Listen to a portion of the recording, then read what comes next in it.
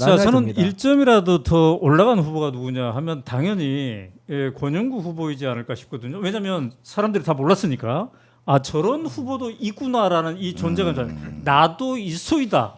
이 홍보는 톡톡하게 하지 않았나 싶은데 어떻습니까? 저는 전혀 동의하지 않습니다. 아, 그래요? 예, 왜냐하면요, 우리가 민주노동당과 같은 소수 정당에 기대하는 네. 바가 있어요. 네, 네. 사회적으로 소수자들을 대변할 수 있는 어떻게 보면 유일무이한 창구일 수도 있거든요. 네, 네, 네. 그런데 그런 정당이 나왔을 때 거기에서 뭔가 확실한 메시지와 그런 대안까지도 같이 제시하는 것들이 필요한데 네. 이번에는 사실 두 가지였습니다. 토론 태도도 좀 아쉬웠어요. 본인이 얘기하시고 싶은 것도 많겠죠. 언론의 주목을 네, 못 받았으니까. 네, 네. 그런데 답변도 잘 안 들었고요. 그 또 한 가지는 그 감성적인 어떤 기조의 단어들만 쓰셨었거든요. 네. 사실 여기에선 국가의 어떤 대안도 같이 제시해 주길 바라는데 예를 들어서 세계 노동자와 함께 레드카드를 던지면 싸우겠느냐라고 하면 그 싸운다는 게 정확히 뭔지가 궁금한 거잖아요. 그런데 그 싸우겠느냐라고 했었을 때 싸우겠다고 OX로 대답할 수 없는 거거든요. 저는 그래서 오히려 마이너스를 제일 크게 주고. 저도 그래요? 동의하는 게 권영구 후보는 오늘 큰 실수를 하신 거는 네, 네. 토론이라는 거는 내용도 듣지만 그 사람의 톤앤 매너, 그러니까 어떠한 이런 이미지를 함께 네, 보는 네. 거. 우리가 TV다 네, 보니까. 네. 그럼 저는 권영구 후보가 또 본인의 첫 데뷔 무대고 조금 국민들에게 처음 선보인다 그러면은 네. 과거에 권영길 후보가 전 생각이 났거든요. 네. 생글생글 이렇게 좀 진지한 표정도 있고 가끔 웃기도 하면서 네. 국민 여러분 살림살이 좀 나아지셨습니까?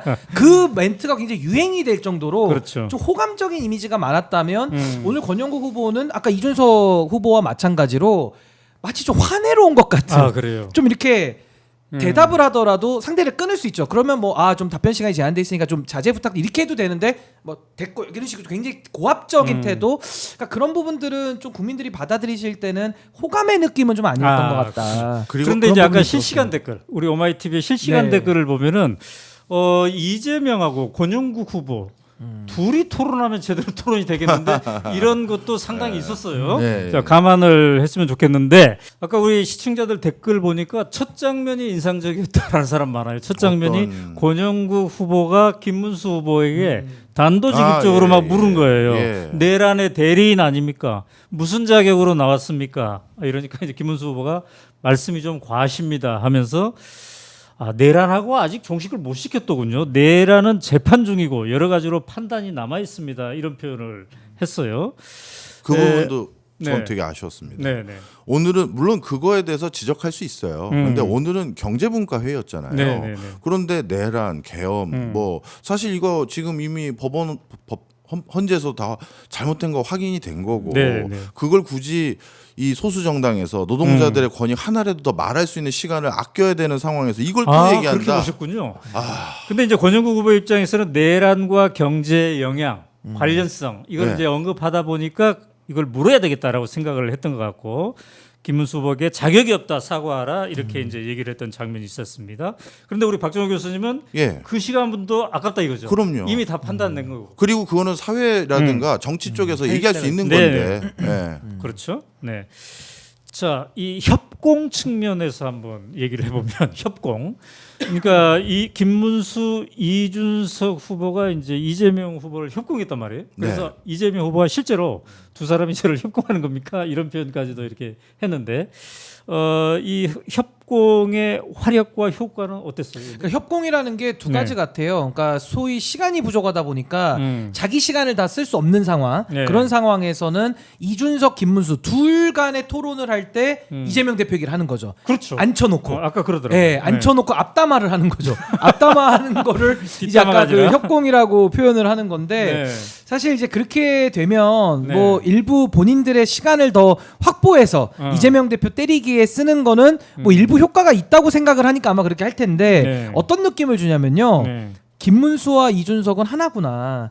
특히 이준석 후보 입장에서는 네. 개혁신당이라는 3지대 정당을 창당은 했지만 네. DNA는 국민의힘 못 속이는구나 라는 느낌을 줍니다. 그러니까 아까 권영구 후보가 나왔지만 무슨 민주당하고 이재명 후보랑 한 팀 해가지고 무슨 앞담화식으로 네. 협공 이런 거 안 했거든요. 네. 당연하죠. 당이 다른데. 근데 지금 이준석, 김문수 두 분은 협공 작전을 썼기 때문에 네. 그럼 앞으로 기자들이 물어볼 겁니다. 이준석 후보님 단일화 할 거죠? 그럼 이준석 후보가 늘 얘기를 해요. 단일화의 단자도 꺼내지 말라면서 막 약간 이게 강한 그 네. 반발을 하거든요. 네. 그러면 일관되게 협공 같은 것도 하면 안 되죠. 근데 단일화 얘기 나오면은 소스라치게 놀라면서 선을 그으면서 네. 자꾸 단일화로 엮지 마세요. 화도 내면서 음. 본인이 토론자에 나와가지고 국민들이 다 보는 앞에서는 김문수 후보랑 서로 티키타카를 앞담화식으로 협공을 하면 네. 이거는 좀 본인의 얘기와 좀 모순되는 거 아닌가. 그래서 일부 효과가 있더라도 네. 이거 저는 손해나는 전략 아닌가. 저 그렇게 봤습니다. 네. 별로 보기에 좋지는 않더라고요. 그런데 이재명 후보와 권영구 후보가 합작을 해가지고 네. 다른 후보를 협공하는 그런 포인트도 살짝은 있었어요. 근데 예, 그렇게 뭐 있었습니다. 세진 않았지만. 예, 네. 저는 음. 뭐 모르겠습니다. 제가 저는 개인적으로 네. 많은 나라에서 소수 정당이 해야 될 역할들이 너무 커지고 있다라는 걸 잘 알고 있기 때문에 협공도 좋고 뭐도 좋지만 뭐 모르겠어요. 전 정치를 잘 몰라서 그런지 네네네. 모르겠습니다만 이 소수 정당의 목소리를 이번 기회에 확실히 내주는 역할만 하셨어도 어떨까. 좀처럼 우리 언론에서 뭐 소수 정당 비춰주기나 하나요.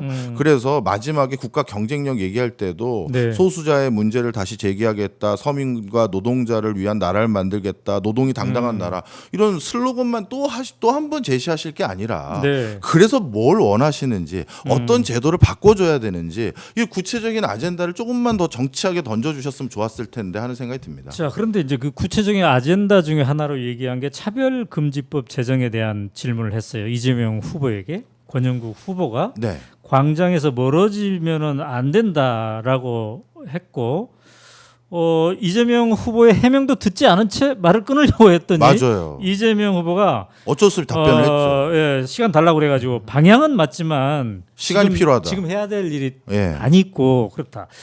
자, 그랬더니 또 권영구 후보가 영원히 못할 것 같다 이렇게 하면서 이제 끝났습니다.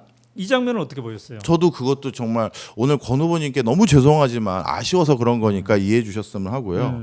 사실 네. 그 권 후보님께서 얘기하신 것처럼 DJ 정부 때부터 그게 계속 얘기가 되었었거든요. 네, 네, 네. 그런데 정책적 아젠다에서 후순위로 밀리잖아요. 정치라는 게 저는 정치는 잘 모르지만 정치라는 게 타협이라고 저는 알고 있었습니다. 네. 아니면 뭐 딜이라고도 알고 있고요. 예를 들어서 본인들이 그렇게 중요한 거라면 네. 이번에 어떤 법안을 통과시킬 때 우리가 도움을 줄 테니 차별금지법에 어떤 항목이라도 먼저 넣어다오라든가 네. 뭐 이런 내용들이 좀 그동안 추진이 되었거나 추진이 됐었는데 어떤 부분이 아쉽다라든가 네. 이걸 해야지. 네. 차별금지법도 OX 형태로 질문을 던져주셨고요. 그 앞부분에 상호 토론에는 노란봉투법에 대해서 또 OX로 얘기하셨어요. 네. 그러니까 이 정책이라는 게 OX가 아니거든요. 하나하나 문구 하나를 파인 튜닝하는 작업들이 필요한 건데 네. 이번에는 그런 표현, 그런 세부적인 내용이 많이 좀 적어서 저는 아쉬웠습니다. 저도 같은 마음인데 네, 네, 네. 사실 차별금지법은 사회 분야 토론이 또 있으니까 네. 거기 가서 하면 될 일을 굳이 오늘 경제 파트에 갖고 온 거는 좀 주소 설정이 잘못된 것 같고요. 뭐 워낙 네. 급하고 중요하게 여기시니까 아마 그렇게 하신 것 같은데 뭐 엄밀히 말하면 룰에 맞는 건 아니었죠. 그리고 저는 민주노동당 이번에 이름을 바꾸지 않았습니까? 네. 그럼 결국에는 노동자들을 위한 정당이고 음. 지금 서민들과 여러 가지 그 우리 일상에서 벌어지는 네. 노동자들의 문제 네. 얼마나 언급할 게 많습니까? 저도 최근에 택시 타면서 들은 문제가요. 네. 법인 택시 중에 주 6일을 근무하는 기사님들과 5일 근무하는 분들이 나뉘어져 있다는 거예요. 그럼 여기서 차별금지법으로 접근할 게 아니라 네. 왜 6일씩이나 지금 그 노동 사각지대에 처해 있는 분들에 대한 문제 제기를 좀 대신 해준다든지 네. 아니면은 또 버스 운전 기사분들 중에서도 직장 내 갑질 때문에 버스 배차도 못 받고 직장에서 그 여러 가지 그 압박을 받아가지고 경제적으로 어려움에 처한 분들 많으시거든요. 그러니까 우리 일상에서 당하는 문제들, 정말 소소하게 경제에서 어려운 문제들. 이런 부분들을 좀 언급만 해주셔도 좀 민주노동당의 존재 가치와 그 많은 분들의 지지를 네. 그 의미 자체로서 발광을 할 수 있다고 저는 보는 건데 그런 게 좀 너무 없이 뭐 아까 우리 교수님 말씀에 저도 동의하는 것처럼 뭐 너무 네. 좀 구호 선전에만 좀 그쳤던 거 아닌가 좀 그래요. 아쉬웠습니다.